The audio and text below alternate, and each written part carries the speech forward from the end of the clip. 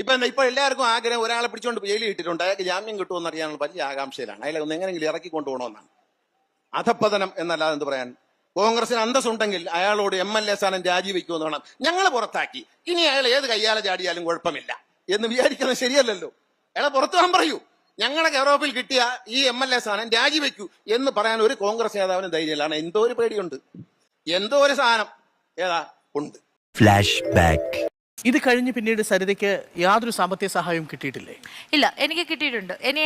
എനിക്ക് ബാലകൃഷ്ണപിള്ള സാർ എനിക്ക് എമൗണ്ട് തന്ന് ഹെൽപ്പ് ചെയ്തിട്ടുണ്ട്. ഇല്ലെന്ന് ഞാൻ പറഞ്ഞില്ല. എൻ്റെ വീട് പട്ടിണി കിടന്നിട്ടില്ല. ഞാൻ ജയിലിലായിരുന്നു. ഒരു മാസവും എൻ്റെ വീട് പട്ടിണി കിടന്നിട്ടില്ല. അത് എനിക്ക് നന്നായിട്ട് അറിയാം. അതിൽ ചില രക്തബന്ധത്തിന്റെ സാധ്യത കൂടി ഉണ്ടായിരുന്നു. മേ ബി, പക്ഷെ അത് തുറന്നു പറയാൻ ആഗ്രഹിക്കുന്നില്ല.